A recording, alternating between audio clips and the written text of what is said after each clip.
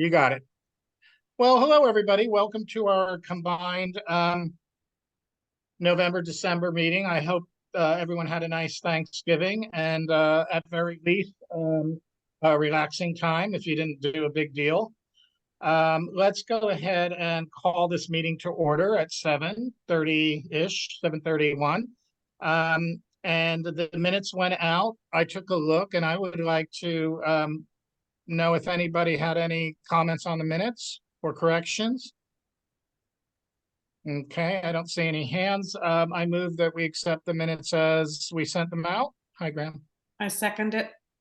All right, the minutes are good to go, and let's let Officer Tagorda do his thing. As always, our officers are overworked and tired, so we want to get them in and out.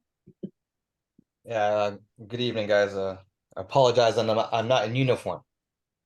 Um, anyway, Perfect. so I know we always start with numbers. You guys love numbers, so let's just start with total calls for service in the last 30 days. Was 187 calls, which is a 3% increase compared to the prior 30 days, which was 180. And out of the 187 calls for service, we had only 16 incident reports, which is a decrease of 33%, because the prior 30 days it was 24 incident reports. And I know you guys really like to know where the calls, or majority of the calls, are coming from. So we'll just go with, let's say, the top 5 locations again. And I'm pleased to say that 3 West Richmond is not on here. So that's good, because I think I gave them a stern talking to, let's just say that, and I towed some of their cars, so they didn't like that too much. Yeah, I'm doing my best. So we'll start with number 1, 915 Cutting Boulevard, the Sure State Hotel, State Plus, whatever you want to call it. There was a total of 8 calls for service there. Again, those calls are always about people extending their welcome. People not paying their rent or their stay. So usually they'll call us saying, "Hey, someone doesn't want to leave their room." Next in line will be 330 Summit Place. There were 7 calls for service there. Next, number 3 on the list is 1200 Brickyard, or the Brickyard Landing. Next would be 135 Park Place, Baltic Kiss. And at number 5, 160 Washington, or Point Richard Market.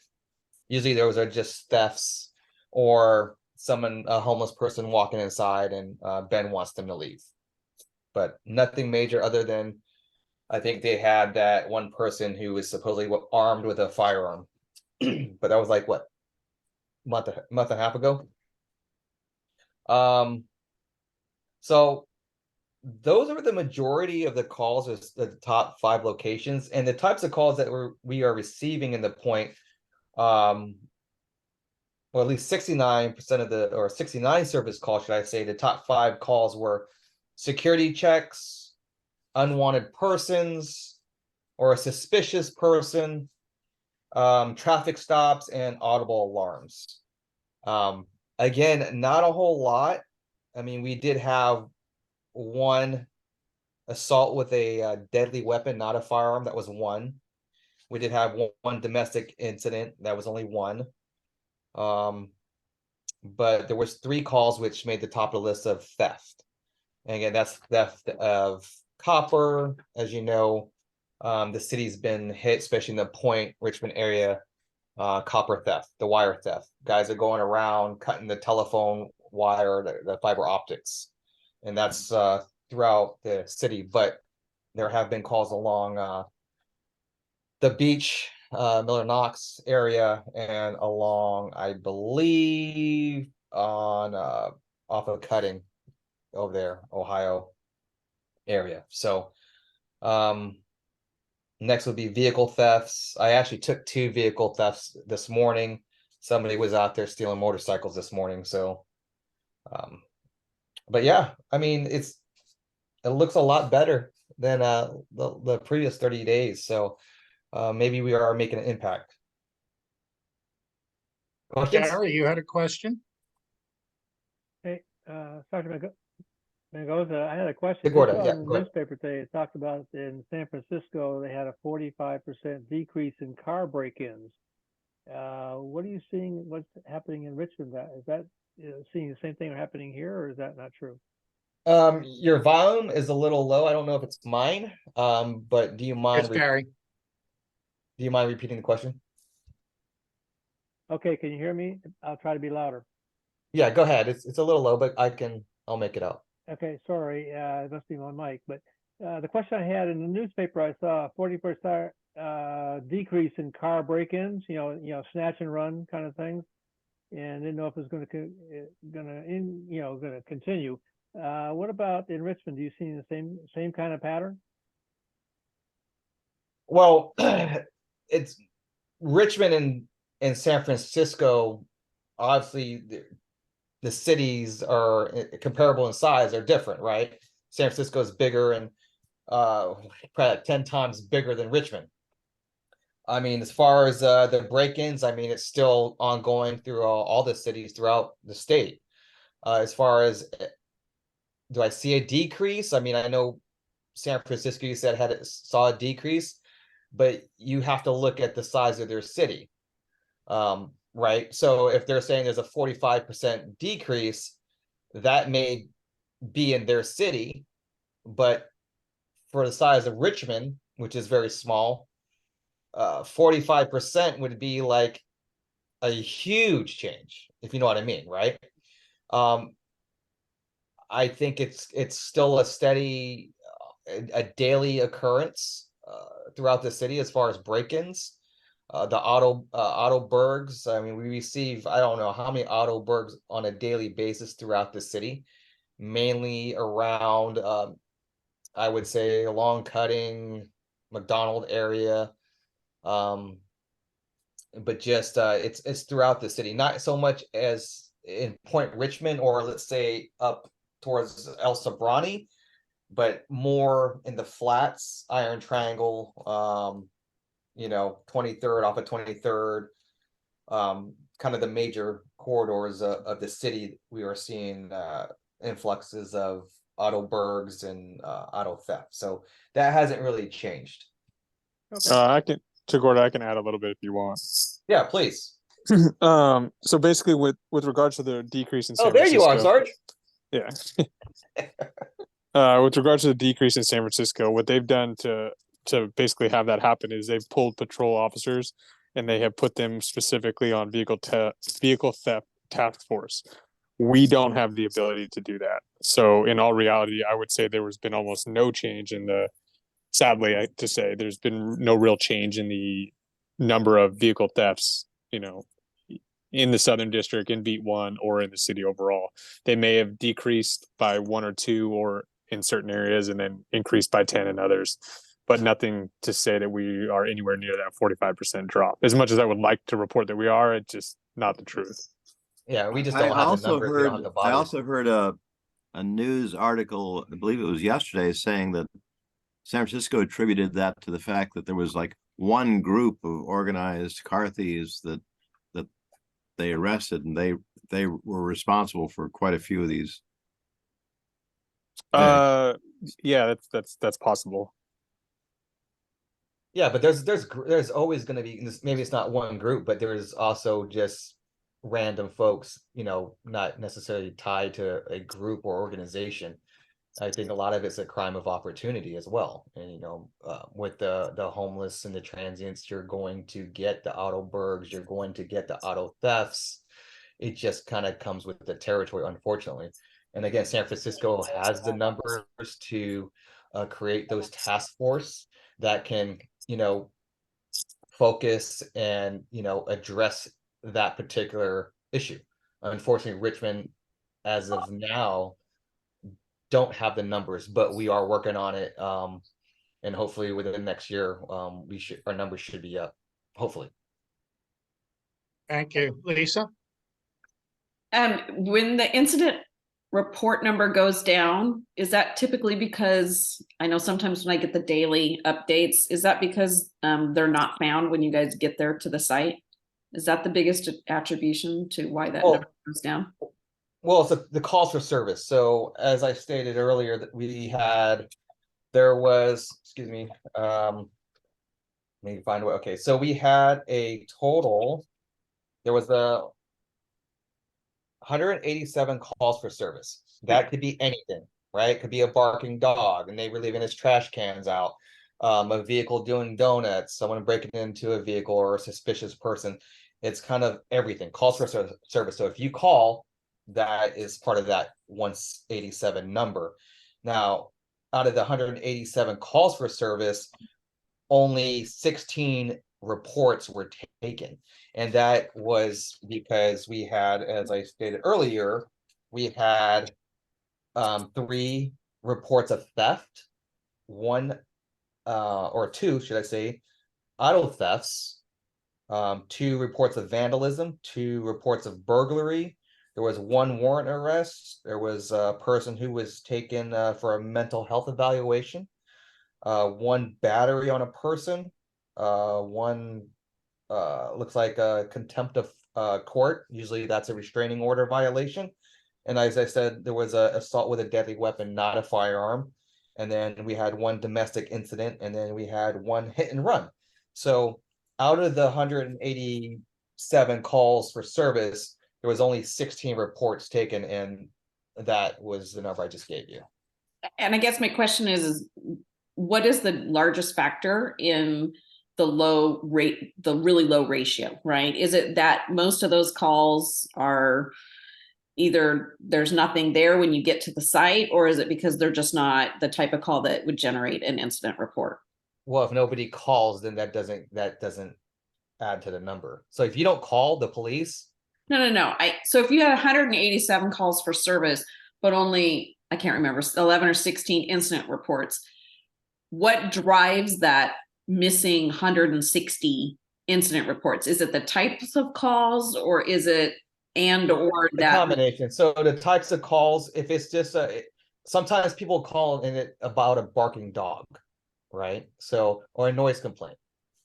And that's part of the 187 calls. But let's say we don't find the noise, we don't find the dog, there's not going to be a report generated from that. There'll be a CAD incident, but again, that's part of the 187, the calls for service. So if we don't write a report, usually because it's not a crime, or, well, let's say a lot of times it's not a crime, it's either just a civil issue, or it's just someone calling about a noise complaint, or a barking dog, or someone leaving their trash can out. I mean, that's what I commonly see when I'm working that area. It's usually a barking dog, suspicious person. Those won't generate a police report. And so that's why you're not going to see that reflected in the number. Okay. Thank And you, Officer Gorga. hold on. Do either you or Sergeant Melgoza know? I know at the last, not this week, but the last city council meeting, they finally approved 70 more license plate reader cameras. Does RPD know when those are going to actually be put into action? Sergeant Melgoza might have that number, or it probably won't be till about March or April of next year. Okay, thank you. Yep. Cordell? Yes, can you hear me okay? Yeah, there's a little background noise. So I'm sorry about the noise. I'm at a concert, so that's why I'm muted. So I did want to bring up an issue. I would like to see more patrol along Park Place, because I've almost got hit again. 112, and what time are you is this usually occurring? Yeah, I almost got hit last week along Park Place. Park Place and Tewksbury? Yes. Okay, and what time is that? Usually in the early morning hours? Yes. Hold on. he just muted himself. What I'd like to do is request that Cordell just go ahead and put that into the chat. Okay, can you hear me now? Cordell, can you just put it into the chat, please?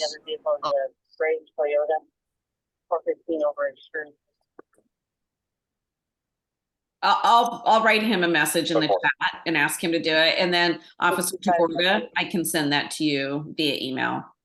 Okay, that'll work. Thank you so much. I just want to thank the RPD for the unprecedented traffic parking effort. A lot with, I think it's Lieutenant just now. The neighbors were stunned to find out they weren't allowed to literally park inside a crosswalk. And I will ask, with all of the things that you have to do, if you can keep an eye on our red zones, particularly the ones that are literally in front of fire hydrants. Several times this week, every single red zone around the triangle has been filled with cars.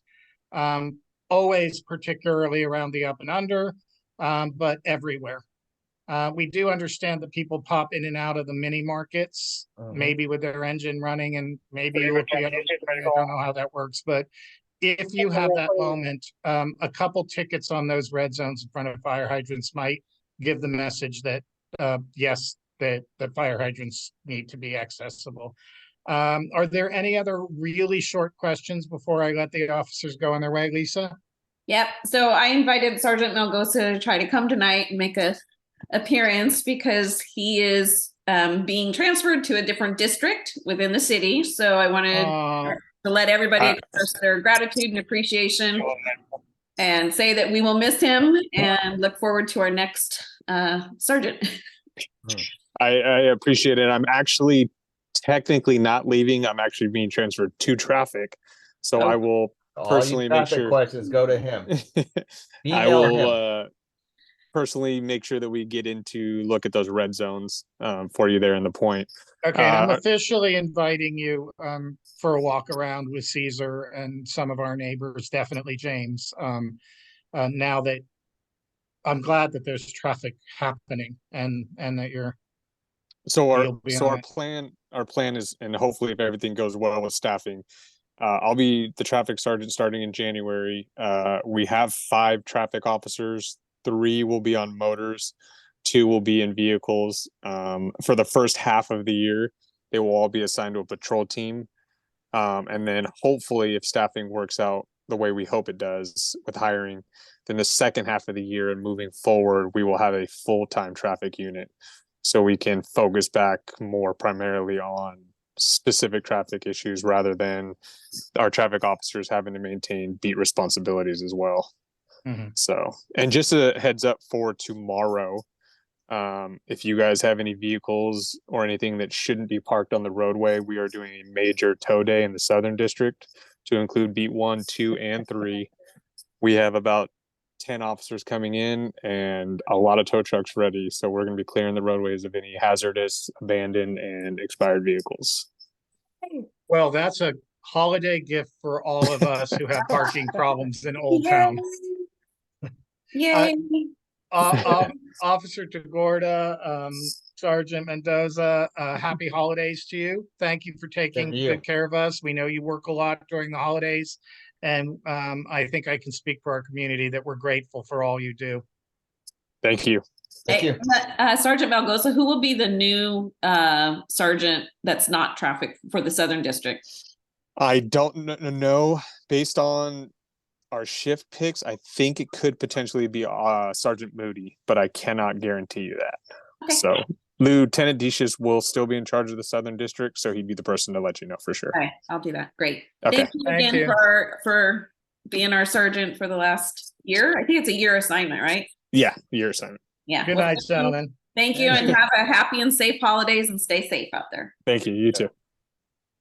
All righty, folks, let's crank through my portion of this. First of all, I want to wish happy Hanukkah to those who celebrate. Hanukkah starts tomorrow night.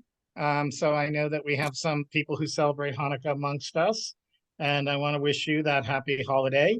I wanted to mention, Susie's right here on my screen in front of me, that Susie Kobe is doing her monthly cleanup of the Miller Knox area. That will be this coming Friday, December 15th from 10 o'clock until noon. And you can unmute if you have anything to add, Susie.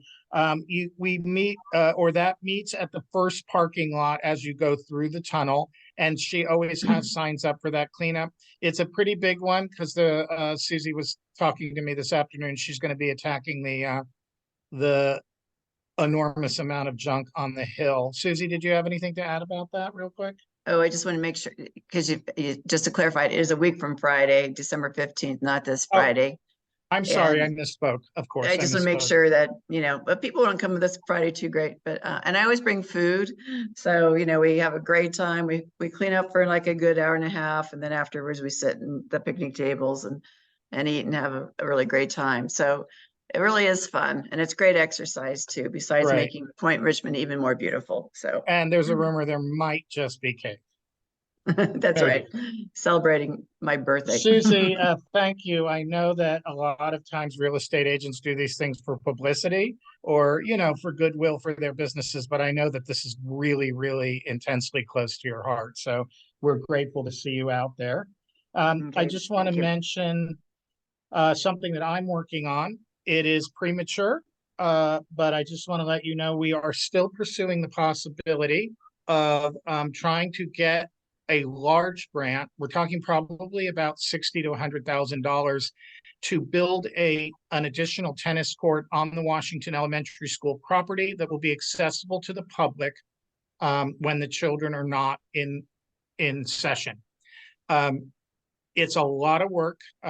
The Gary and Marin have offered to help out with it, and it's very, very complicated. There's a lot of moving parts, and I want to be positive, but cautiously positive that we may be able to have that. But it's something that has come up over and over in the years, and we are certainly closer to it now than we've ever been. But again, there's a lot of balls in the air for it. And so I'm working with the school district, the PTA, and several other nonprofits. And then if we can even figure out how it would work, then we will ask for funding for it. So, but everything is way more expensive and complicated with the school district involved than any of you could possibly imagine, unless you've done it, I guess. I was stunned. I want to remind folks that the January meeting will be held on the 31st of January.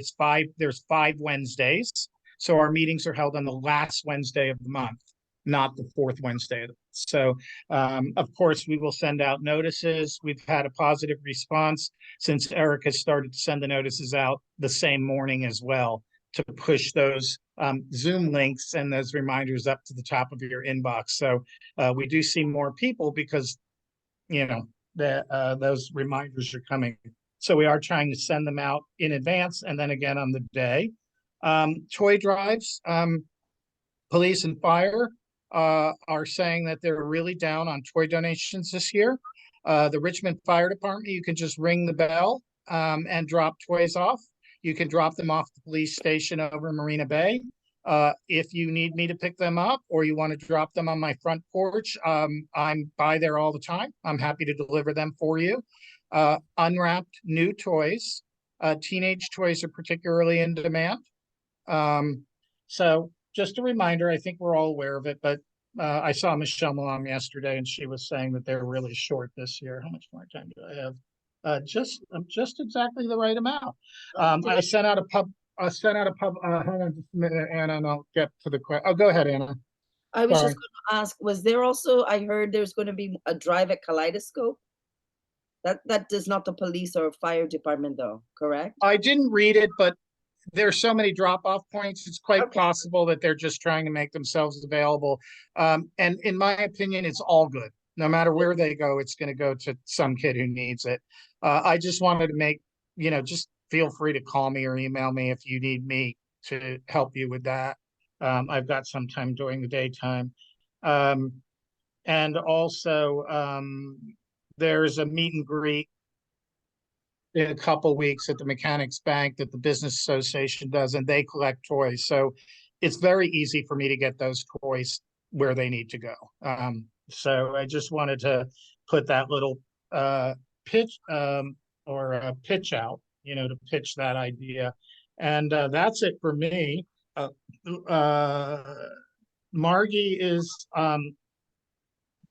suffering at a lovely luxury resort in the Florida Keys. So we either, if somebody else has that report, if not, I think we can skip treasurers this week. Did somebody get those numbers? Yeah. Go ahead, Lisa. Yeah, she said it's basically the same as last month, which was around $12,000, up $20. So there must have been a membership addition. So that was her report. Okay, great. And now we're up to Eric with membership. Yeah, so as far as the membership report, last month we we're at 170 paid members. We have 3 new members who are at 173. So if you're here tonight, welcome and thank you. Great, thanks. We're moving right along. Now we have our very special guest star, ladies and gentlemen. It's the star of stage, screen, and theater, the unbelievable Cher.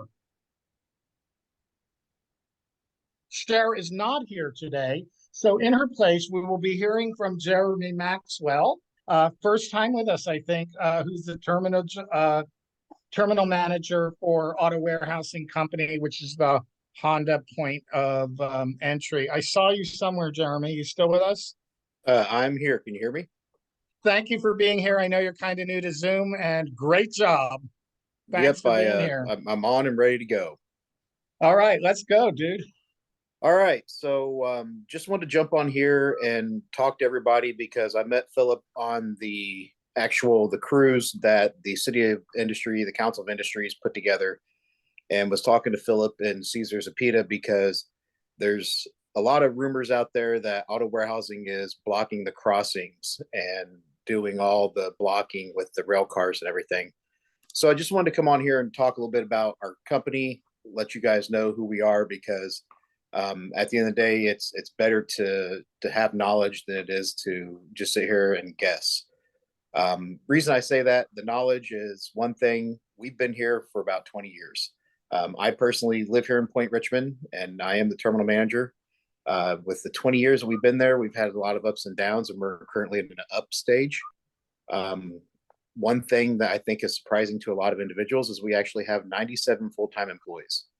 And the 97 full-time employees, a majority of those come from the Richmond area. And we do have some from Point Richmond as well. Not just the 97 alone is auto warehousing. Once you figure in all the other companies that are involved in that, you're talking a couple hundred jobs just here in the Richmond area in Point Richmond. One thing that I've heard over the years, and like Philip brought up and talking with Philip and Caesar, was the crossings. And everybody's saying that auto warehousing is blocking the crossings. And I just want to clarify that the facility that we have is out there, of course, on the point. All our actual work is done on the facility. So every morning when we come to work, our rail cars are spotted. We load them, unload them, handle them, and then they don't leave our facility until after 7 p.m. at night.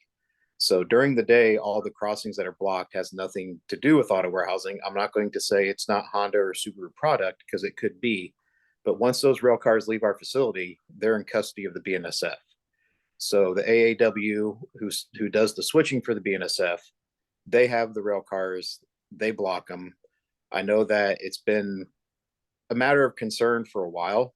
And there was a lot of management turnover in AAW, and I'm not speaking for them. But one thing I did is once I heard that everybody was concerned with this, I actually went to AAW and asked them to be mindful of the crossings. Jeremy, yes. For the layman, could you identify AAW? They're the third-party switching crew so they actually work for the BNSF. I call them AAW. I think they're ITS Conglobal now. They recently American changed. Auto Works. Yeah, American Auto Works. So, so they're the third-party switching crew. So they spot our rail cars and then they take them from us as well. And I just think it's important to know that, again, I'm not saying it's not Hondas on there, it's not Subarus, but as far as the daily operations, all the rail cars do not leave our facility until after 7 p.m. and they're usually spotted before 7 a.m. We do a lot with the community. We support a lot. We sponsor HRPAL every year.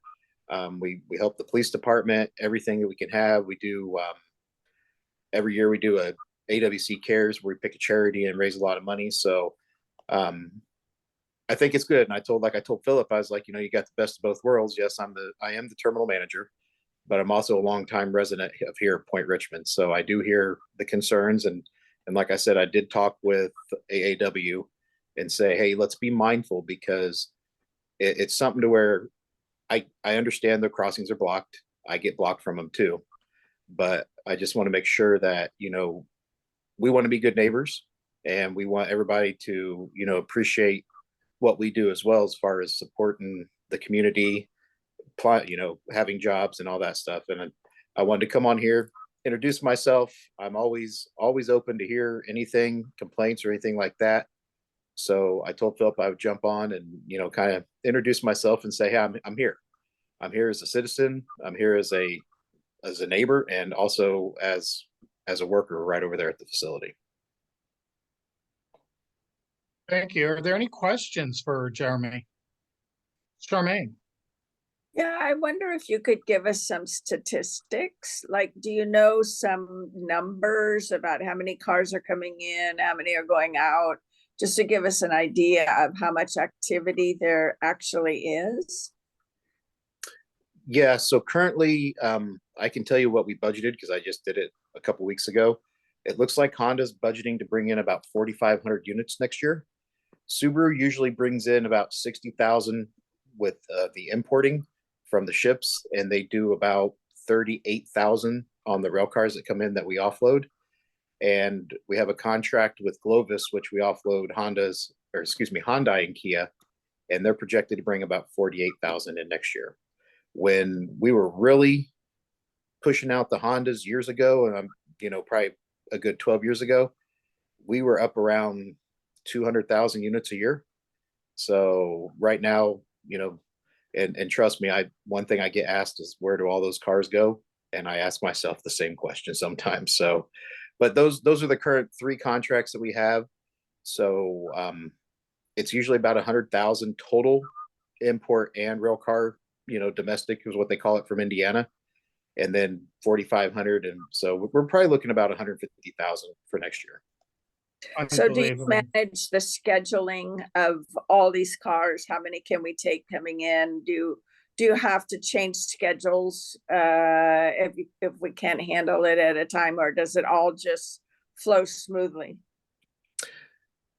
I would love to say it flows smoothly, but if you see the facility, sometimes you see it empty, and then 2 days later you see cars everywhere, including the fence line and just anywhere we can put a car. I do pride myself in what I do, and we haven't really anchored any ships yet. We've had to tell a ship you have to wait a day. But for the most part, we're right at 60 ships for this year. But usually what happens is it comes into, you would hope that you get a ship every 4 or 5 days, but usually you'll get a week or 2 in between, and then all of a sudden you got 4 of them. I can tell you between now and I think it's January 4th, we have 9 ships scheduled to come in. Wow. We're currently for the actual Port of Richmond. I think the numbers back when we were having the 200,000, right around that. I know that Chevron brought in like 278 ships a year, and we were second with an average of about 100. During COVID and everything, it's been right around 60, 70 ships a year. Thank you. James, and then Lisa. Just to vouch for Jeremy, it is AAW blocking the crossings. And Thank you. also, there's been an increase in oil tanker rail cars too, and that's driving it. I'd say probably in the last month, increase in those oil tankers definitely figure in. Thank you, James. James is a bit of a transportation wonk. So I always, which is a compliment, I always get a lot of information. Lisa, you have a question? Yeah. So if you were, hi, Jeremy. Hello. So if you were about 200,000, I guess at your peak, so your current volume coming in is, I think you said around 150 is what you're projecting getting to? Correct. That's what we projected. And is that still lower because of COVID and the supply chain constraints? Or are you anticipating it getting back up to 200 or? Well, the 200 was when it was just Honda. Okay. And when Honda came in, that was what they were projecting, and that's what their mag is, and that's a whole other story with the city. Do you see it coming up? I can tell you that Richmond is a port that everybody wants to come into. With the property that we have over there, we're almost at max capacity. When you look at it, and if you use all like every spot in my main yard, and it's in a 2 block, it holds about 4474. Then it turns into, with that capacity, could I see it going higher? Yes, but it also depends on the type of work we do, because we do accessorize cars over there, put accessories on them. And then we have accounts where it's just pass through, where they drop the ship and we ship it out by rail car or by truck. So right now, with the current contracts that we have, I would say 150 could be the max. Subaru stayed the same. With COVID, we didn't have the Glovis contract when COVID was going on, but Subaru kept us busy. We were essential, and we worked every day during COVID for those few years that we all were having fun.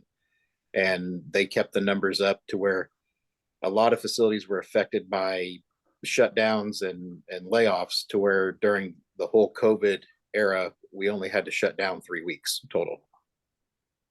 And can you just clarify one thing that I just want to make sure I understood what you were saying. So AAW does all of the transport once it leaves. I don't know, when you're saying you guys load them, at what point in that whole rail car, all those spurs, where does AAW take over? So if you're going along Canal, like at what point is the switch from auto warehousing to AAW's control? And at nighttime, who's in control of the rail car switching and going over Canal Boulevard and cutting? That's still AAW. I think the tankers, and don't quote me on this, I believe the oil tankers are still ran by the BNSF switching crews. Not anymore. And then, not anymore? Mhm. Okay. So, I mean, I'm not in that side of business, so I didn't know. Our facility starts, so if you're going down Canal, if once you go under the Port Petro sign and you hit that stop sign and you see that black wrought iron gate, that's where our facility starts.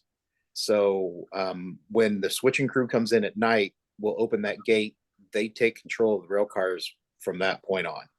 So when they're on our facility and inside our gates, once we load them, we release them to the railroad. They can come get them anytime. But my rover doesn't start till 6 p.m.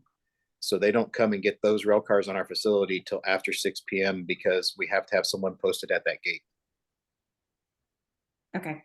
I'm gonna give you my contact information in the chat.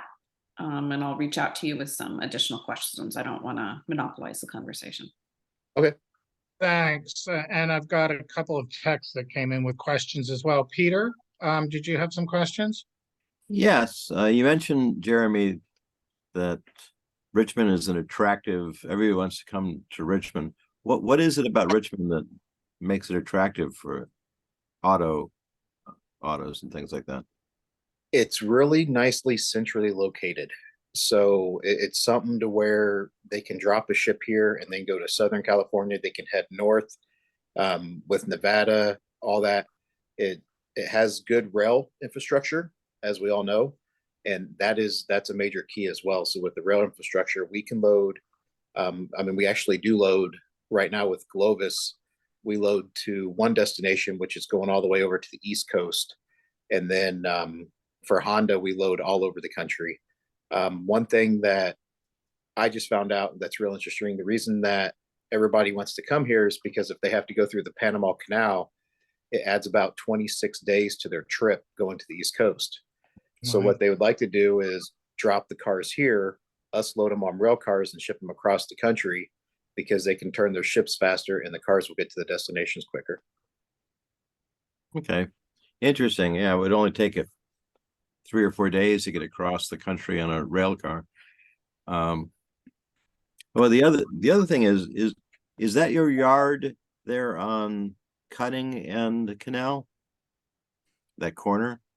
No.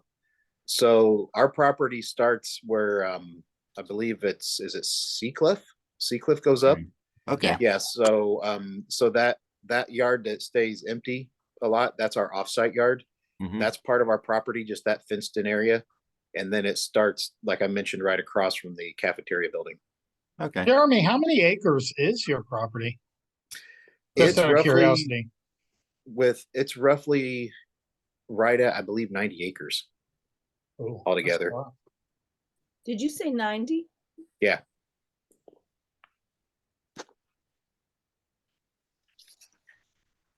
Any other questions? If not, I've got two of my own because we still have a few minutes. Anybody else? The first question is really a kind of a comment from my neighbors, some neighbors who live in the Seacliff developments. Is there a possibility to take the brightness of those really high lights down any further? Is this something that you've addressed? Because sometimes it's just like you're trying to do surgery. And we've had a similar, definitely had a similar situation in the BNSF yard. That was, well, you know, because you're in the neighborhood, the BNSF yard that was blinding traffic on the freeways. Now, we don't have as much of that problem because there's not as much traffic in the relatively isolated area, but can they be less bright? I can check with the port because we do lease the property, of course, from the port. Okay. So I can check with the port, but my understandings of the high mast lighting is if you look, we actually have half the yard that's older lighting and then half the yard that's newer. The newer half is over by the actual processing building. And the lights that are, if you go out to the yard and look at the lights on the newer poles compared to the lights over by the housing over there, they're not as bright. So the ones out in the yard are not as bright. I do believe they're the low density high mast, but I'll have to double check that because the port is the one that actually deals with all the high mast lighting. But I will definitely check and see if there is any lower, but my understanding is that's the lowest that those can go. And you know, Thanks. the lights at BNSF, I was involved in all that. When they first installed them, they had them pointed directly out. And after we met with them, they tilted them over so they're pointed down. And so the lights are still there. You just don't see them the same way. Peter, you're talking about on the north side of 580 though, aren't you? Yes, that was the BNSF on the north side. Well, and the issue was that they had them pointed straight out. correct. And you know, Tom Butt and everybody was involved in that, and it turned out that it was just a matter of tilting them over, which is actually how they were supposed to be set up in the first place. They just didn't do it. So. And I think to Philip's point, it's not just Seacliff and the people that live in the houses and Waterline that face the big parking lot in the port. It's also when you're driving down Canal Boulevard from Cutting and going from, you're on Cutting and Canal and you're driving around Veolia wastewater district. That stretch is still so intensely bright at nighttime. It's blinding. It blinds you, and they can either put shields on them to kind of direct the light more into the rail yard and away from the drivers. It is really bad. And when it's raining, It's really deadly. bad. It's deadly. So you're talking about the lighting that's basically from Cutting down around the curve right there, going across from Viola? Yeah, almost to Wharf. The worst part is from Cutting to around the curve past Veolia and where that water nursery place is, just a little bit before Wharf. I mean, it's the canal stretch right there before Veolia and Cutting is the worst. It's still a little bit bright when you go around the curve, but that straightaway is it's just nasty. And in the rain, it's just horrid. Lisa, that's BNSF property as well. Yeah. Okay. And maybe just since you're sending an email to Jeremy, and this could be a whole hour-long meeting about this issue, touch on that so that we can circle back, Yeah, you know. but the port property where you store the main number of cars when they all come in, that is right by the residences, that row of Seacliff and Waterline. Those have gotten better over the years. Are they still complaining, that row of houses, Philip? It's just something that people have mentioned to me. So if I get any direct complaints, I'll just forward them on to Jeremy. Okay. Kate, welcome and hi. Hi there. Just circling back to the initial comments about the complaints at the crossings. I imagine what was meant by that is the railway car crossings over Canal and Cutting, or even West Richmond. Is that correct? Is that what you were referring to, the complaints of those? Yeah, correct. Okay, so thank you. So relative to the figures of 150,000 a year cars a year, or auto cars, or 200,000 auto cars, what does that mean in terms of number of train cars per day? Per day for us, you're looking at, if I was to average, I'd say we load an average about 30 rail cars a day. Because there are some days we do load more. We do get up to 50, 60. But there are some days that we only load 20. So it depends on the volume and everything. But if we needed a good average, I mean, that's hard for me to calculate, but I'd say a good average, if we look at every day and count every number, it'd be between 30, probably 30, 35. And is that just Canal and Cutting? They all go down that track. That's just what we load on our facility. What they do down at AAW, I'm not sure about their numbers of what they load. Okay. That was a great question, Kate. That really, Thank no pun you. intended, shines a light on something, the number of train Yeah. traffic. Yeah, I'm trying to understand. My frustration, as anyone else's, is trying to get into Point Richmond and out of when crossings are blocked. And what does that mean to me as a user of those roads? That if we had some better handle of what days or times of those days we can predict, or have more relevancy of what those crossing, I will literally change my life not to have to wait 10 minutes each way going in or coming out. Yeah, or 30 minutes. Or 30 minutes.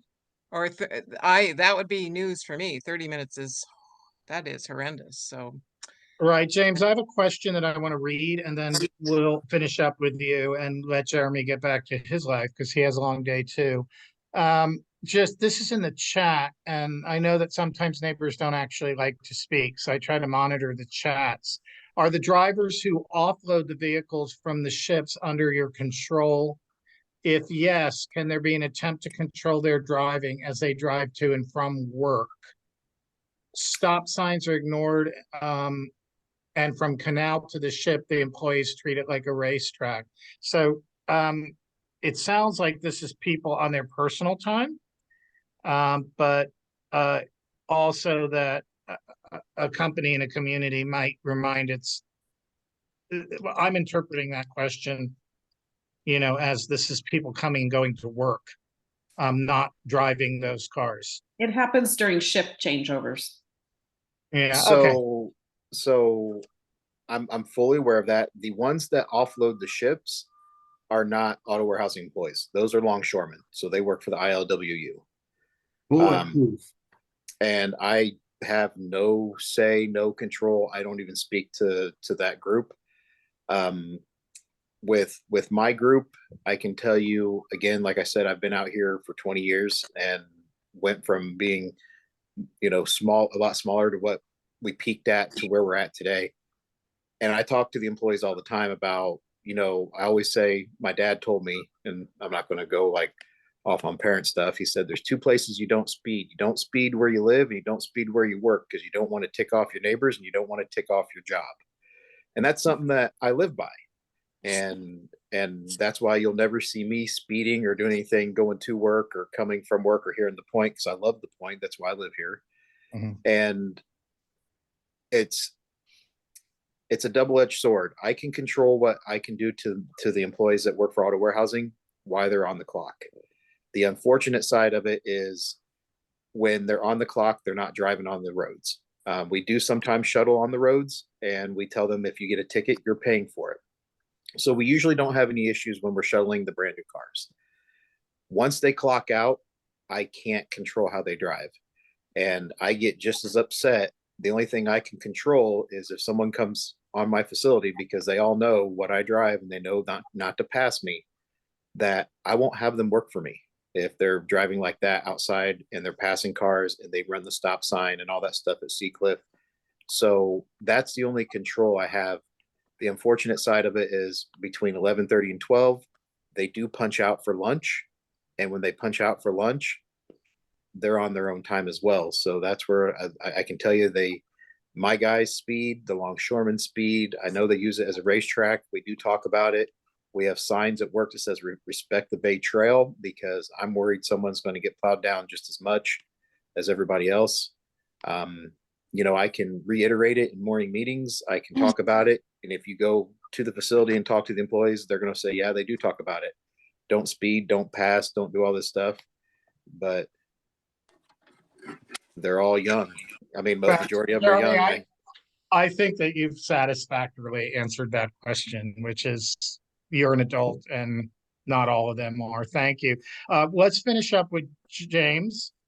I think you had a comment to end the.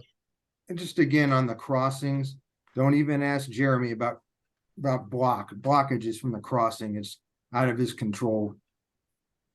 If you want next meeting, I can talk to you about the intricacies of switching the auto racks and everything on the railroad side. Be unofficial, but I could definitely enlighten us. Thank you. You are a new asset to these. Well, you've always been an asset, but you're showing up a lot and you have a lot of knowledge, and I appreciate it. Jeremy, thank you for joining us. We certainly will have you back. We're, 200 employing 200 neighbors is important. So, consider the PRNC a resource to communicate with the community if you wish. And I'm very grateful. I know you had a really long day and had to figure out how to use Zoom. And I'm grateful that you came, and we hope to see you again soon. Happy holidays. Happy holidays to everybody, and stay safe out there. Absolutely, Philip, anytime. Let me know if you have any questions. You have my contact. Just reach out. And next time you want me to join the meeting, just let me know, and I'll gladly jump on. Thanks. Good job on Zoom. Okay, right. let's move along. We're running a few minutes late, but not too many. Let's see. Board member updates, if we have them. Lisa? Oh, updates, sorry. I just have one real quick one. You guys may have already noticed last month they installed the fire danger sign in downtown Point Richmond. So what was that, Leslie? Nothing. Oh, okay. So Hey Labana, as the president of the West Contra Costa County Fire Safe Council, and that whole group has been working on getting that sign installed in Point Richmond, and it went into effect last month. So a great addition for the community, and they're going to continue to try to put those elsewhere throughout the city of Richmond in high fire and very high fire severity hazard zones. So thanks for pointing that out. Did Caesar join? Caesar was coming from another meeting, so he was vague. Okay, I texted him and I hadn't heard back, so I didn't know. I will just say there's a lot going on with Veolia, and there last night Caesar tried to get an update for the city council meeting.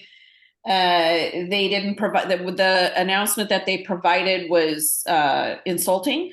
And then they forced a special city council meeting, which is going to be next Tuesday at 4 p.m. And the agenda item is a discussion with Veolia.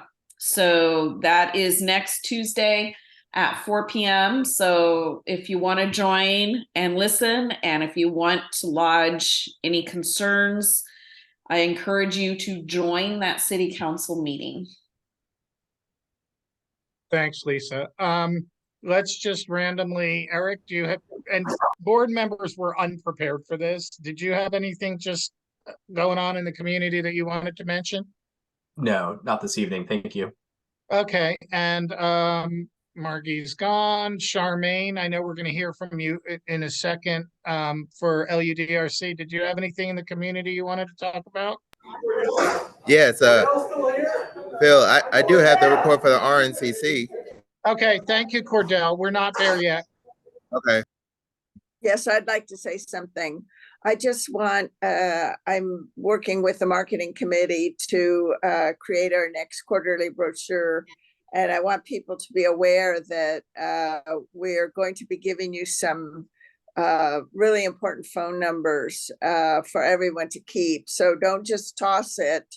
Make sure you open it up, look inside, and you're going to see really important phone numbers that you're going to want at your fingertips to put somewhere in your house where you can easily call whenever you need special help. Thank you, Charmaine, for pointing that out. The marketing committee is working hard on sending that out. Our goal is that's the type of thing that if refrigerators still accepted magnets, would be on your refrigerator or in your junk drawer. Peter, do you have any kind of just year-end thoughts? You mean besides table tennis? That's not this time. This is a different time. Yeah. No? Yes? No, not really. I mean, we just got back from our vacation, so I'm slightly out of touch. But yeah, Tahiti is a hardship, and I understand how you must be exhausted from floating around Tahiti. Yeah, it was. Somebody has to do it. No, thank you for your sacrifice, Anna. You're kind of new with us. Did you want to mention anything, or just? Not for myself yet, but just in general, for people, if you see somebody throwing an axe or a deadly weapon across your street, I would encourage, I'm not joking, I would encourage you to call the police and report it. Okay, yeah, there has been some axe throwing and weaponry happening up in the hills, up around Western and on the ocean side of the hills. So I am aware of that as well. Thanks for pointing that out, Anna. So that's it. We just wanted to touch base and remind you who the officers are. We're doing a lot. And I'm, as the president, I'm just grateful to have an experienced and dedicated bunch of senior officers who've been around a long time and new officers, some of whom are even actually not retired. So this is the sort of next generation coming, and I'm grateful that you're here to help. Now we can go on to community briefs with Masters. Anybody from Masters? Nope. Nope. Okay. Nope. I have RNCC.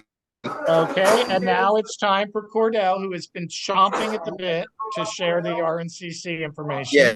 So first of all, I do apologize. I was at my friend's concert, so that's why you hear all the background noise. So, but I was muted the whole time. So, at last month's RNCC meeting, we had 27 people in attendance for. We had a very special guest, Mayor Eduardo Martinez, and he highlighted some of the activities in office. So he and council member Zepeda were in Zhoushan, China, visiting our sister city. And one, and then the second one is trying to fill some of these vacancies on boards and commissions. So that's two of the highlights that I've noticed. So, and then what else? Oh yes, we did have the agenda format changed. So we had presentations first, then city staff. They gave their reports. So let's see what else. Oh yeah, the holiday party is this coming Monday, December the 11th, from 6 to 8 p.m. at the Senior Center on McDonald's. So let's see what else. And then our next meeting is going to be January the 8th at 7 p.m. via Zoom. I kept it short and sweet. Thank you very much, Cordell, and thanks for all you do for our town. And Lisa Caesar has joined now, I believe. Hi, Cesar. Hello, everybody. So Hello. now we're on to Gary, who has to go and put ice on Marin's feet, apparently. So your time has come, sir. All right, Gary, can you hear me okay? Yes, sir. Well, it's been, regardless of Marin's 2 surgeries, it's been very busy. One of the things that's been great is, we essentially had stopping in youth tennis programs in town during COVID.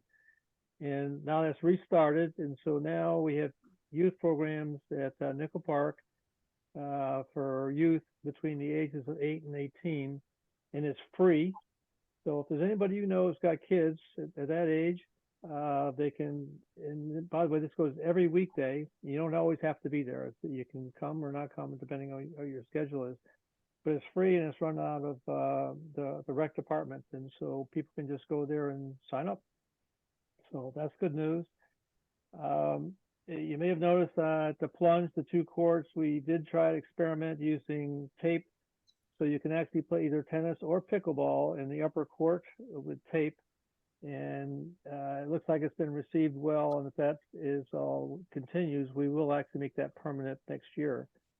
As part of that, part of what RTA does is look at tennis courts throughout town. And so we will be applying for grants to resurface some of the cracked areas throughout Richmond, but that also includes the upper court at the plunge through ECIA grants. So hopefully we'll have monies to do that. From the adult program, we actually had 2 adult programs, one men and one women's team that both won their East Bay championship this last year. So it's been a big plus for Richmond reaching out past us where we are. On the HBF side, the Hurlbut Benevolent Fund, we are the fiscal agents for Snowball, and some of you may not know all about Snowball, but it's been a tradition in Richmond for like 70 years. And it used to be a ball that you actually crowned a king and queen and a number of attendants, and they actually got scholarships for going on to college. That stopped a couple of years ago. Marin and I felt like it should not, because and by the way, it's not about just do you look great in a gown or in a tux. It is, the people get interviewed by the program in the city, and they say, look at their grades, what other contributions do they make besides just what they get in school. And so we've continued it on. We still do have a program for Snowball for the scholarships for both the king and queen and the attendants. It's probably going to be 10 people, and they both get a scholarship that we actually support.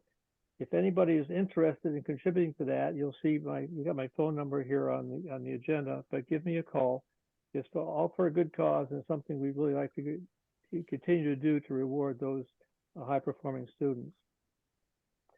HBF also, we are sponsoring a food distribution program before Christmas.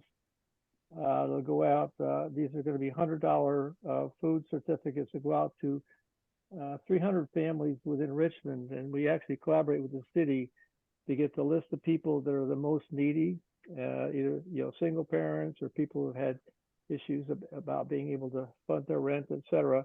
And so we are going out before Christmas. They will each get a $100 gift certificate for, it looks like we'll be up to 300 families. So it's been something we've been very happy to do for the last couple of years, and we will be doing that again.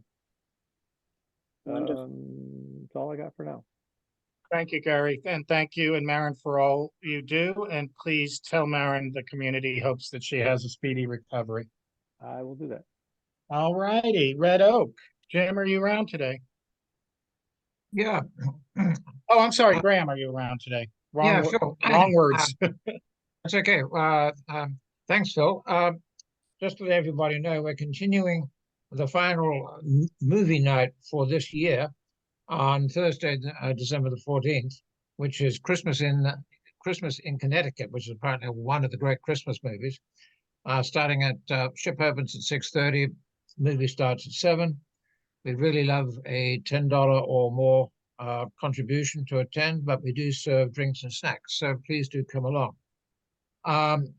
Unfortunately, we're only open on Sundays at the moment, and we just sort of felt that everybody's going to be too busy on Christmas Eve and New Year's Eve to come and visit the ship, so we're closing. But please bear in mind that we do have our gift shop, which is online. Just look it up, www.redovictory.com. And you can, if you have some nautically inclined members of the family, please look in on the website and buy some nautical caps, shirts, sweats, and so on. We'd love to see you come.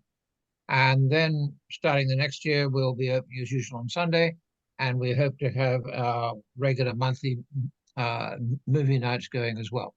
So thank you for all your support. Thank you. Thank you, Graham. Let's see who's next.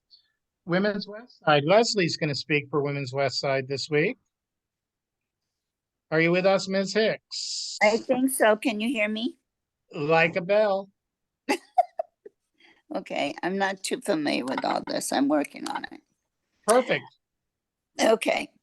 Anyway, I just want to say that we tried to spiff up the triangle garden for the tree lighting, and we're thinking it looks pretty good.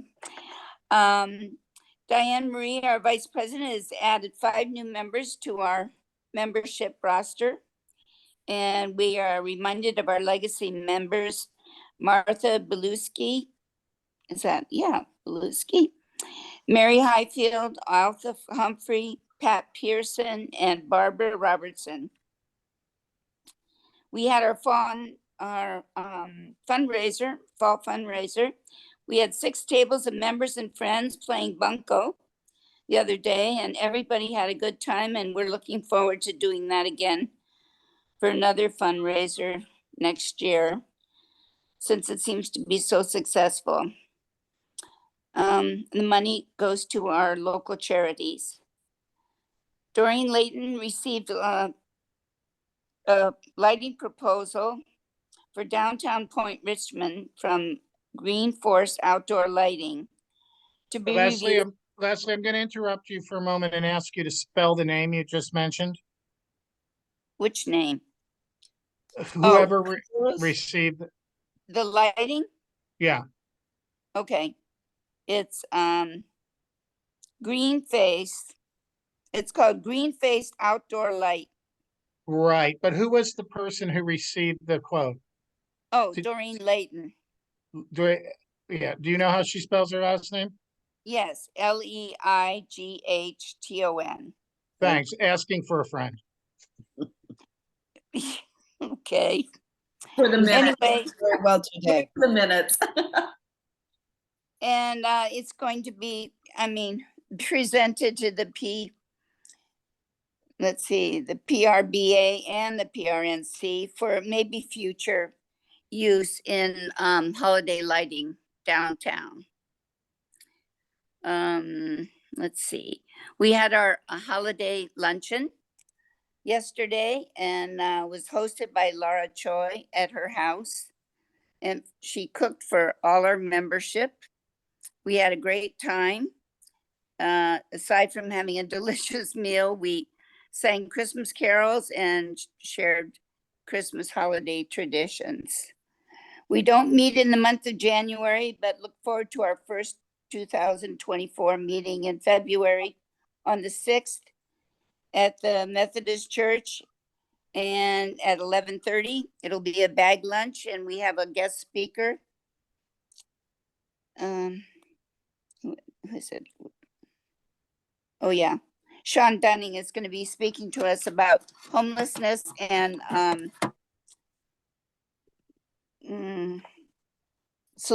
resolution of conflict. And that's all the news that is the news. Sorry. No, Leslie, you did a great job. I don't do much public speaking. Well, you were great. But I'm a Thank good you. leader. I know, the champ. Thank you very much. Okay. Any new and exciting table tennis news, Mr. Peter? Well, we're still playing. I had 5 people show up Monday night, and We didn't actually play that much table tennis, but people were talking about their various vacations, including me, and everybody had a glass of wine or cranberry juice or something. So that was very nice. But yeah, everybody's invited. I've gotten a bunch of interest from some locals. Some folks at KKMI discovered that we play table tennis on Mondays, so they're interested in coming over. And so anyway, I continue to advertise. It's a great way to get a little exercise and doesn't cost anything unless you want to buy yourself a glass of wine or beer or something. Thanks, Peter. Sure. Look forward to we may be even playing a little. Is Jim here for Rosie? Looks like Jim is not here for Rosie. So we'll go on with LUDRC. Charmaine, a little maybe update, and Caesar's here, and I actually have an update on this if you don't, Charmaine. So Right. I actually do not have the update. I believe that Phil and Caesar have the update, and so over to you. Caesar, do you want me to just reiterate what we talked about? Because I think you're in two meetings at once. I'm actually in my car, Philip, but sorry, but what is the update? You can go ahead because I'm not sure what. Okay, so Caesar and I had a conversation about the Keller Beach Sewer Project. So he's done quite a bit with the city to try to move forward with the concerns of the community. The next step is a small meeting. And this has been encouraged kind of across the board, that the next meeting be a little bit smaller with people like Graham and the other concerned neighbors to pinpoint the community's requests that the city start to more seriously explore the other options, A, and I think B, the call as the demand and call as always for some level of transparency out of planning and public works.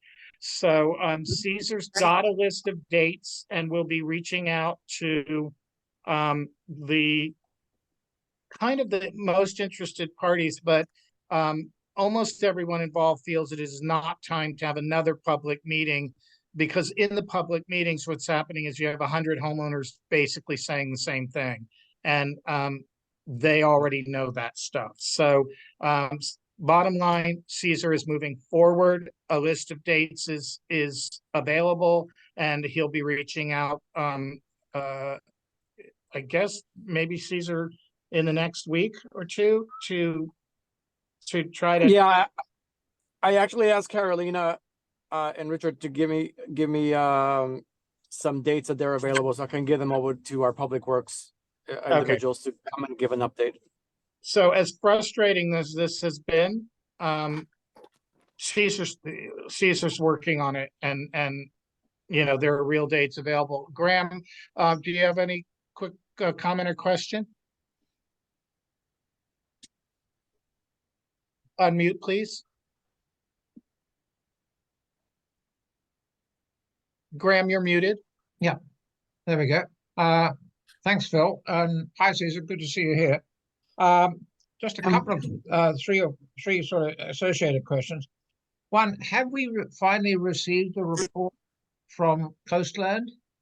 No, they were meant to send in a final report. Secondly, has it agreed that this report would be reviewed by an external expert party?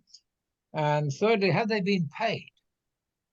And then, of course, the final question is actually for Charmaine, is as to, I know you're looking for more members for the LUDRC. Have you had any luck in that regard? Have you found anyone? So Graham, I can answer the first couple of questions there. Have we received the report? Not yet. Have we paid them? I'm not sure. I can look into that to see if they've been paid already or not. And then your other question was in regards to a peer review or having somebody look at all the other options and Yeah. reviewing whatever they've done.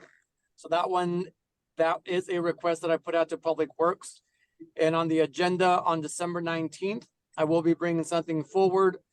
I'm getting pushback from staff, but I'm still going to bring it forward anyways, is to make sure that we have it in writing that they are going to be looking at all the options that the gatekeeper letter has given us.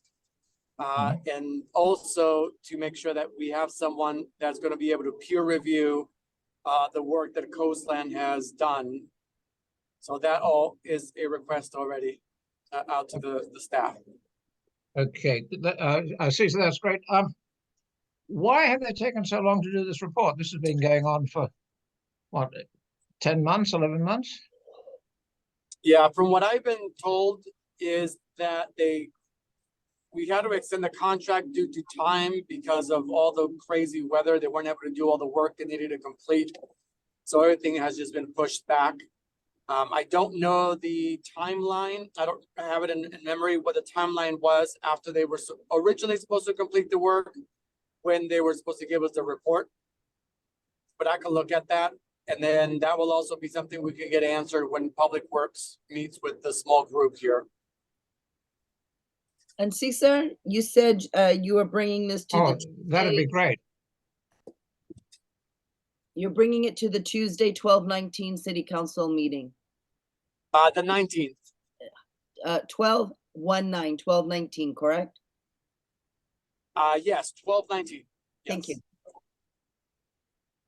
Thanks, Cesar. And Charmaine, how are we doing? I don't think we've had any particular luck recruiting additional members for the LUDRC. Right. We've been kind of occupied doing other things, and we're going to start giving it a push come January. Holiday season, a lot of people on vacation, a lot of things have been going on lately. So I think starting January, we'll get organized. Do you have someone in mind, or did you want to volunteer? No, I do know that Richard Johnson expressed an interest. And, you know, I know we'd all love for Frank Lloyd Wright to rise from his grave and join the LUDRC to give us advice, or maybe he's involved Kingdom Brunel. But he's a lawyer, and to have a lawyer on the LUDRC, I think would be extremely helpful. Charmaine, do you have contact information for Mr. Johnson? No, I don't. Graham, could you hook me up with that, please? Yeah, I'll send you the email. Thanks, and I'll forward it. Thanks. For Okay. those of you who have friends or active on social media, if you have friends or neighbors who have hours to spend complaining about things on social media, maybe they can spend some of those hours volunteering. It's just a wacky idea. Volunteers are particularly difficult to find, and I actually believe social media has a lot to do with it. I think that because people are busy complaining and moaning, you know, we're a little less active in actually living amongst ourselves. You know, it is really hard to get people to volunteer. Anna, you had a question? Charmaine, are there, excuse me, are there criteria that you're looking for the type of candidate you would want on LUDRC? Right. Is it open to anybody who has an opinion? Right. Last time that we recruited was a couple of years ago, and we had applications submitted and we had interviews with people. This time we are probably going to get organized with doing something like that in January. So what I'd like to say is stay tuned, and we can send information out to our community to let you know what we're looking for, and ask for people to contact us so that we can let them know about expectations, and that we can find out what people have, what skills people have to offer. So stay tuned. We'll give you more information soon. Thank you. Thank you, Charmaine. Let's move on. Is anybody here from, oh, Charmaine, are you doing CERT today? Yes. Thank you. So let me see, I have a note here. We will be soon purchasing some additional radio equipment for communication. It's especially valuable during disasters. This is all for emergency preparation. And we'll also be adding to our medical supplies. We will plan on a day to organize our container sometime in the spring, where we can take inventory and see what supplies we have. In terms of Richmond CERT classes, I don't have an exact date, but we're still planning to go forward starting in February with the next Richmond official Richmond CERT class. It will be in person and at the Richmond Fire Department Training Center. Thank you, Charmaine. Anybody here? I see a Karen, but I don't know if it's Karen Buchanan. Anybody from PRBA? Okay. Bonnie Cho? Yes. There you are. Nothing much new this time, except that we do have some really cute little Christmas ornaments. If anybody's looking for a Point Richmond oriented gift, come and see us. They're really cute. Bonnie, do you have a new one? No, it's the traditional one, the little history building. Okay, we've got a tree Very for them. nice. If you don't know about them, they're gold and they're filigree and they're beautiful. And there are other things floating around too. We have one of the plunge as well. I see Kate. Kate, we've missed you a little bit. Are you still with us? Oh, there you are. Hi, Kate. Hi there. I was blocked for each of the last 3 meetings because I didn't have the correct Zoom download. So I was this time I spent half an hour downloading everything I could from Zoom. Then I finally hit it right. Thank you. So I'm able to join the meeting. The other meetings I could join, but I couldn't hear anything and couldn't say anything. Right. And I'm going to segue because you all might remember that I couldn't talk on Zoom last time. I took everything Zoom related off my computer and downloaded it again. So it's just like basically in the old days when we used to unplug the TV and plug it back in again. So if you're having trouble with Zoom, as Kate discovered, take it all off and put it back on again. So meanwhile, back to Magic Lantern. Oh, good. Thank you. Yes, I wonder if Graham could mute his screen, if he could. Graham. Thank you. Thank you. So we've had a really good fall. The last 4 movies, or last 3 movies from France, from Ireland, one from Germany. Last month's film was The Forger, very well attended, and the subject matter was around Germany in 1942, when this Jewish man, stayed alive and left alive to go live in Switzerland in 1942 because he could forge documents for the Jewish people to leave Nazi Germany at the time. So it was well attended. We had a speaker there to talk about what Germany was about at that time. How did anti-Semitism and other hate groups get started in Nazi Germany, which is really apropos for our own time around the world. And it was fairly interesting. We were filled with people filling up the aisles. So that was well done. So this month we're showing a very lighthearted film in Egypt about an interesting subject, which is hard to sell, but it's a fascinating discovery of what it's like for people of the leper colony to live a life after they've been cured. So that's kind of, it's an interesting, very humanistic kind of film. And we've done well to have doubled our membership from last year. We're now at 15, so doing well. Thank you. How is the Methodist Church working out? I went to one meeting there and it was kind of nice. It's a very acoustically, it's beautiful because of all the wood in the Friendship Hall in the Methodist Church.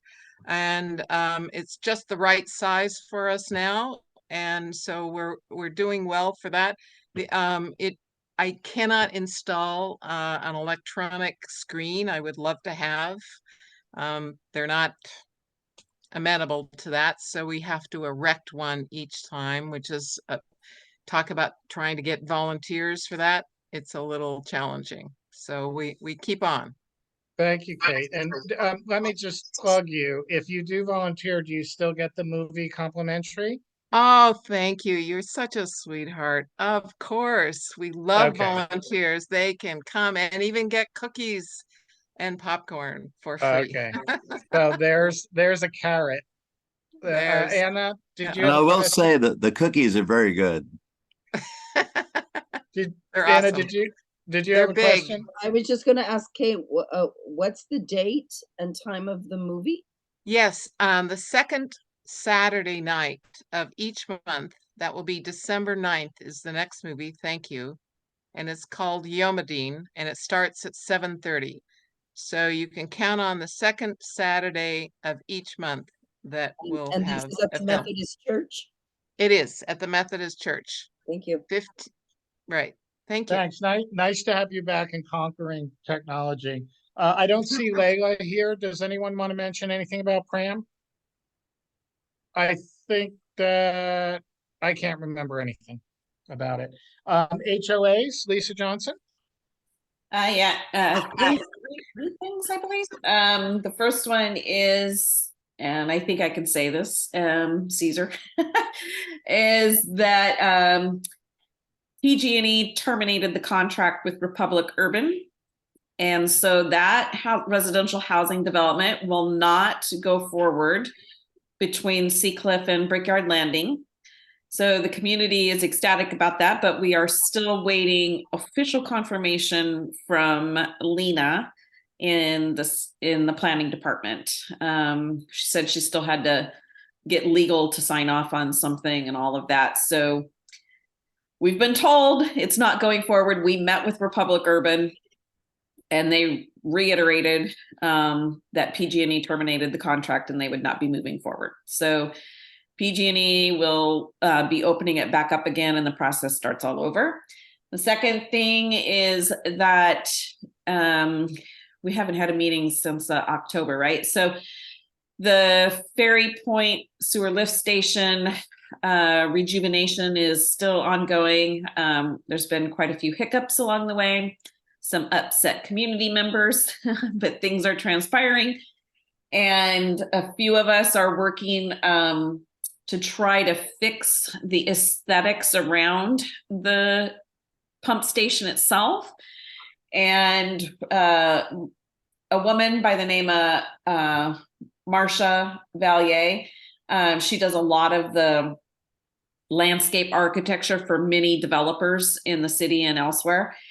And she is working with city staff to put her proposal in and hopefully get approval. And then she's going to get working on a landscape solution. The city agreed to put in watering for there. We still have to figure out who's paying for the landscaping. I'm not sure if the city's paying for that landscaping. We will be responsible. Somebody will be for maintaining it. And then putting together an art project for that. And we will have more coming on that down the road because we've got to first get a plan in place and then figure out how we're going to fund it. So that's what's going on there to try to cover up what happened and transpired there, unfortunately. And then the third thing, I just want to reiterate that please, if you have any concerns about Veolia, you know, we all smell it, not just the HOAs, but people in the point and the workers along Canal and the port.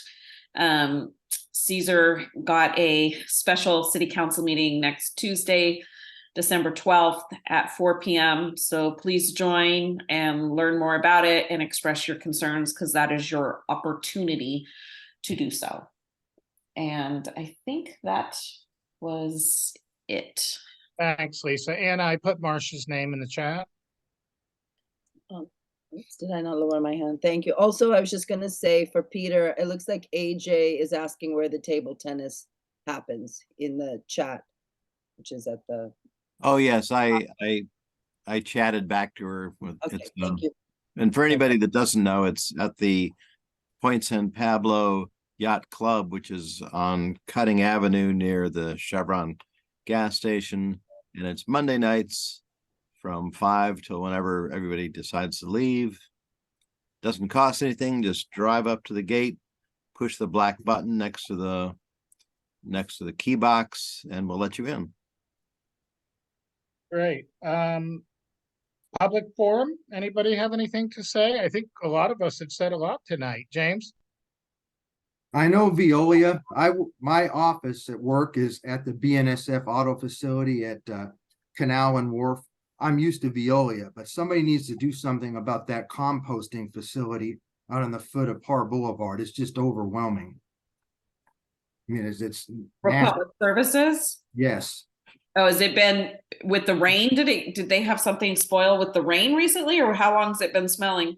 It died down a little with the rain, but 2 days ago, I was out in the yard looking at some cars, and that Veolia stench overwhelmed me. Then all of a sudden, we got the compost. So we had like ammonia and bleach mixing up. I'm out there gagging, and that compost smell that goes down to Lower Richmond. It goes all over, and it seems like nobody wants to address it or deal with it or whatever. But it's serious air pollution. You ain't kidding, James. I came home late in the evening yesterday to walk my neighbor's dog, and it was cool. So the smell was down, the stench was kept down, and I literally was heaving of nausea, and did call, as we always encourage people, air quality board. Yeah, Kate, you have a public comment? Or just wanted to get back with you. Can I get with you about the speaker's Jeremy's contact? So I'd like to work with him about numbers of cars that are coming out of the day, if we can get some kind of work to get a schedule going, notification to neighbors. That's what I'm interested in. If I okay, can get do you with just about it. want me to forward his email to you? Yeah, that would be great. Okay, done. Thank you. Caesar? Thank you, Philip. Caesar? If I can just give can you hear me? Yes, sir. All right, perfect. Uh-oh, you just cut out, Caesar. There you're topics that back. you touched on. You're back, Caesar. You cut Give out. me there. 1 second. All right, sorry. I'm That's on the good. freeway. I'm almost home. So a couple of topics. One of them, the PG&E site, as Lisa was mentioning. PG&E had given me a call to let me know that they were not going to be renewing the contract.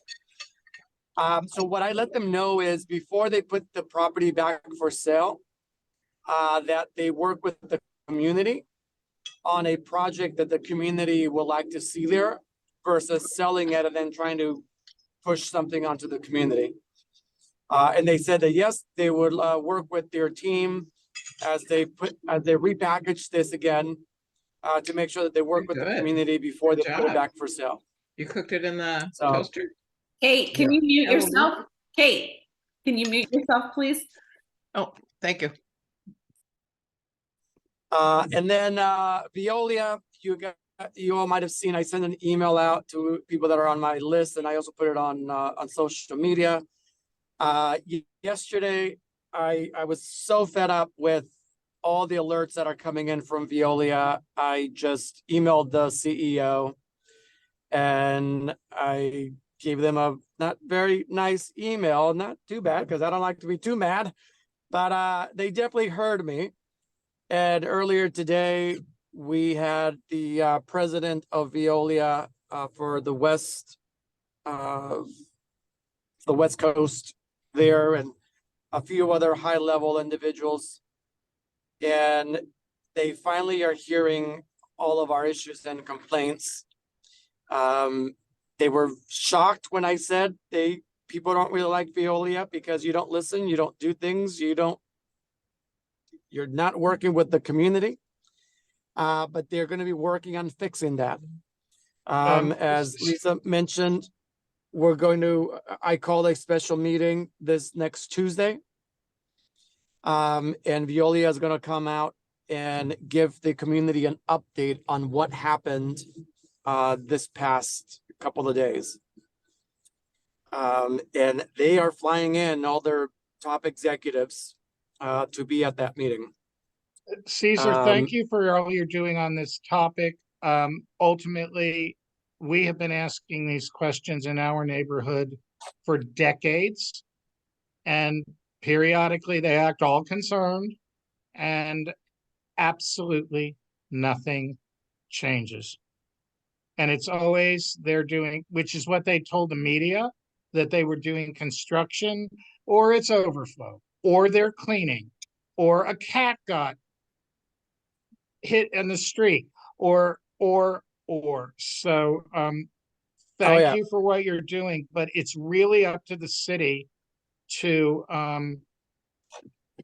make them do this right, because I respect, you know how much I respect you, Caesar. They don't care, and they won't care until they have to. Yeah, I agree, Philip, and I very much let them know of that. They have very little respect for our staff as well. So on Monday morning, we were all trying to figure out, where's Veolia? They were not returning calls or emails. And that's when I started escalating it everywhere. Everyone in Public Works was working to try to figure out what was happening. And I let them know. And they now know that there's a council member that is looking at them and is not afraid to go all the way up the chain. There was about 6 or 7 people from them, all high level people. We're going to be holding them more accountable.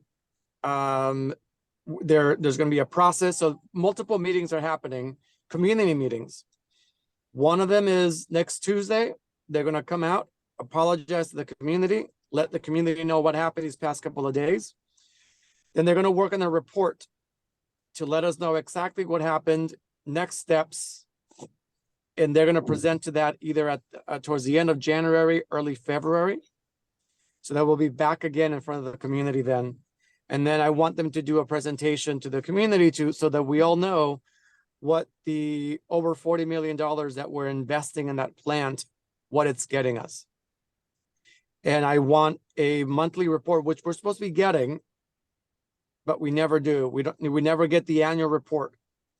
So now I'm going to be holding them accountable, because they know that I'm not going to take just any email, if they're not communicating, I'm going after them. The same thing for Dornan Drive, and the same thing for a lot of other issues happening around the city, particularly the District 2. All the emails that I've been getting from them, the first emails, they are coming up with excuses, and I'm quickly going back to them and having them come back with a much better explanation of what's going on with any issues. So they're hearing us, and I hear you too, Philip. This has been, and one thing that I told them, I said, if you at Tuesday's meeting, I said, because the only reason we're having Tuesday meeting is because of you. And they all looked at me and said, what? I said, it is your show. It's a special meeting, especially for you. And you're going to hear the community, and they are not very happy. And if you have anything to say, is to build trust, because you have none with the community. Said, for as long as I've lived in Richmond, and I've lived here just about my whole life, no one's ever liked Veolia. That's not a surprise to them, Caesar. That is not a surprise to them. They acted surprised because they also have new people there. No, so that not Caesar, all of them it's are corporate. the older people. Thank you for being the kind and loving human being that you are. It's corporate bullshit. Pardon me, it's corporate Yeah. Bull Caesar, Taco. can I just quickly before you change subject, if you are you in that meeting going, because it's not just yesterday's and Monday's event that had that similar 6-minute separation between a spike and a go down, a spike and a go down, of which there was almost 30 separate spikes. It happened in October on the 25th and 26th. It happened on the October 12th, this same pattern that they're having. And so they are just discussing this week's event. It's a common thing that's been going on with these October 2nd and 3rd. I keep every single alert. I keep them all and I look at the patterns. And October was horrible. Yeah, no, there's definitely, we talked about that as well. But I wanted to focus on this one because it's the freshest event. The other ones happened a little bit. This one had over 50 alerts, but I did tell them it's all the other ones, and it's the part of planning. They lack proper planning. They've been doing this for many years, and they fail to properly plan when they know something could happen. So when they don't have to. Can they be sanctioned financially, Philip or Caesar? Can the city sanction them financially? That's the only way people listen is when it affects their pocketbook. We are, yes, that's so we also had our legal team start reviewing all the contracts, all the agreements, and we're definitely going after them. So Caesar, the reason why I brought that up is because I saw the communication. Eduardo published it, and it literally was that they said the perimeter H2S meters that have been alerting everyone are also suspect. Now, yes, it's insulting because you can smell it. Right. Yes. Yes. Oh, and I'm not making excuses for them, Lisa. The meeting, several of them were definitely hitting on them there. No soft anything. Okay. But the gist of the conversation is they're going to be coming in, and I'm here now. I can't speak for what happened in the past, and we're going to be holding them accountable. Their contract is up in 2027. 2027. Yeah, and there's going to be other stuff. I think it's 2025. Nope. Is it 27? I forget all my years. A 5-year extension to 2027. Okay. Ladies and gentlemen, we're going to need to wrap this up, and Caesar, we're going to need to figure out a way to recap this when we have a little more time. It's way too important to try to wedge into, the last few minutes. Everybody needs to phone in or email. If you email Caesar or you email the city council, Caesar can forward those for the meeting. It's nice for us to be here and it's nice for us to complain, but we have to show some numbers. Caesar, is that a live meeting at the city council chambers? Oh, yes. Okay. Thank you. It will be live and on Zoom too. Hybrid. It'll be hybrid. So, but please show up. Please come and make public comments. I think this is one of the first times they're coming back in front of city council in a couple of years. Thank you, Caesar, for arranging that, because it's intolerable. Let's move on and finish up this meeting with any remembrances or celebrations. Well, I'll jump in then and end the meeting by saying I hope we all can celebrate whatever holidays we have, religious, non-religious, or not at all. We will not see you again for the holidays except around town. So I wish you all happy holidays, whatever you celebrate, a happy and healthy new year. And we'll see you on January 31st, everybody. Cheers. Bye. Thank you. Is the board staying on? Yes, board, stay on for 2 minutes to make that schedule.